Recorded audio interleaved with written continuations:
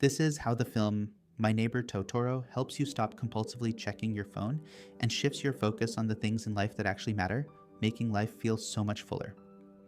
Most people today are addicted to cheap dopamine noise, phones, doom scrolling, news, outrage, endless feeds competing for attention. A quick dopamine hit once in a while isn't the problem. The problem is how much of our life it's actually wasting. When the average person is spending 5+ hours a day on their phone, thousands of hours per year, that time isn't neutral. It's being taken from something else. From time with the people you love, from thinking clearly, from doing things that actually give your life meaning.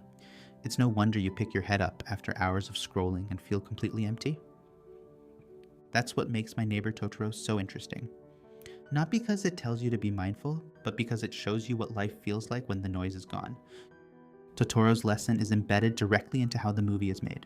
Its pacing and its silence, what it chooses to focus on and what it intentionally ignores. The movie constantly pulls your attention back to what's directly in front of you: family, play, nature, waiting, sitting, being bored, being present. Everything else is treated as irrelevant noise.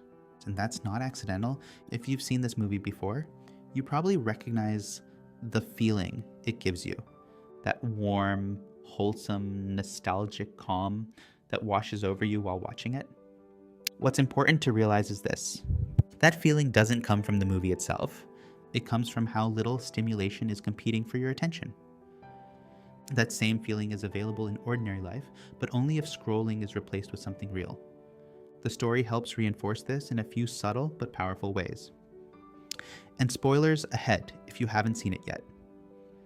First, you experience the world through children's eyes. That's charming on the surface, but it also puts you back into a mindset where only a few things matter: your family, play, curiosity, and the present moment. Notice what the movie doesn't care about. It doesn't explain what the father does for work. It doesn't over-explain the mother's illness. There's no obsession with productivity, status, or the rat race. Just like when you're a kid, the movie refuses to clutter the story with things that don't matter emotionally. That's why people feel so calm watching it. They're being reminded of a time when nearly 100% of their attention went toward what mattered most, instead of being siphoned off by a dopamine trap in their pocket.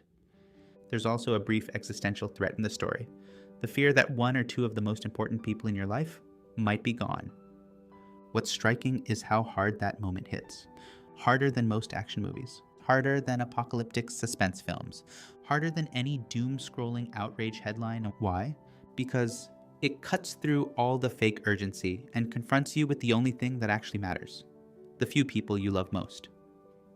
Totoro doesn't overwhelm you with scale, action, or special effects.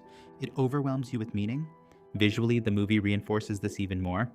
Long, slow shots of very simple things: kids playing, snails moving, sunlight hitting grass, empty rooms, quiet houses. The camera lingers. Nothing rushes you. Nothing competes. It gently forces your nervous system to slow down and settle into the present moment. And once you're there, enjoyment comes back online. And that's why the movie feels so refreshing. Here's the important part: that calm, wholesome feeling you get from Totoro isn't exclusive to the movie. You can access it in your own life by removing what's stealing your attention.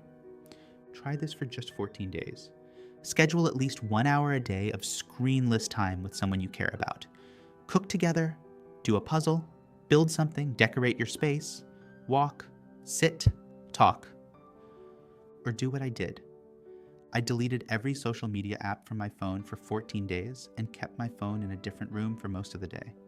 I just sat with my toddler, my wife, spent a lot of time just looking around whatever room I was in, or actually reading books. What surprised me wasn't just that I stopped checking my phone, it was what replaced it. Like, I suddenly had 6 extra hours a day where my mind started thinking about things I actually cared about. Those thoughts eventually turned into actions. My relationships improved, my health improved, my life felt quieter but fuller.